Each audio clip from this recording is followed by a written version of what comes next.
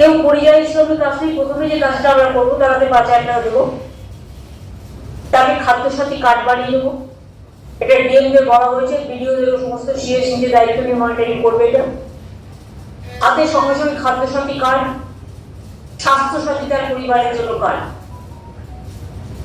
তাদের যদি নিজেদের বাড়ি থেকে ঠিক আছে, বাড়ি না থাকলে কমিউনিটি কিচেন সেন্টার, এবং তাদের ছেলে মেয়েরা অর্ধেক পড়াশোনা অবস্থায় বছরে ফিরে আসছে, সুতরাং তাদের স্থানীয় যে সমস্ত স্কুলগুলো আছে গভর্নমেন্টের, এইসব স্কুলগুলোতে ভর্তির ব্যবস্থা করে দেওয়া, যাতে বাচ্চাদের শিক্ষার কোনো প্রবলেম না হয়, ছেলে মেয়েদের পড়াশোনার সুবিধা এবং শিক্ষার ধারাবাহিকতা বজায় রাখার জন্য।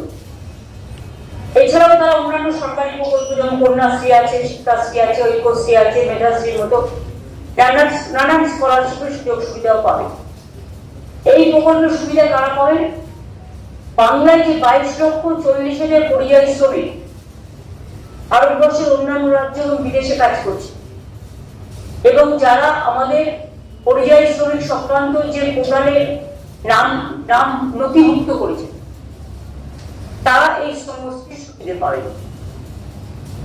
কিন্তু অনেকে আছে যারা হয়তো নাম নথিভুক্ত করেনি, তারা নথিভুক্ত করতে পারে।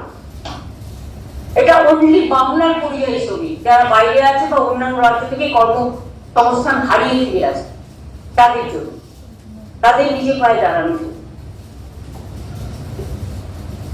এটা অন্যান্যরা যারা আছে তারা কিন্তু নয়, কারণ তারা তো কাজ করছে অলরেডি। এবং লেবার ডিপার্টমেন্ট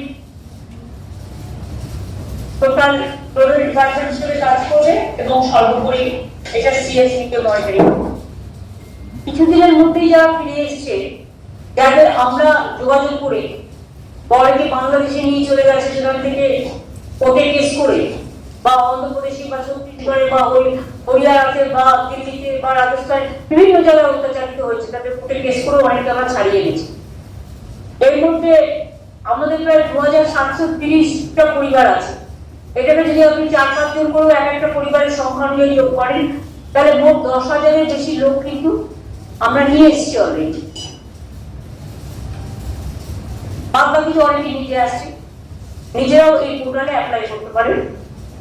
এই পোর্টাল অনুযায়ী তারা প্রথমে এসে নথিভুক্ত করবে। তাহলে ধরুন সমষ্টির নামে একটা পোর্টাল করে দেবে, সমষ্টির নামে একটা পোর্টাল করে তাহলে একটা আই কার্ডও দিয়ে দেবে। আই কার্ডের মেম্বারশিপ সে এই সুযোগ সুবিধাগুলো পাবে।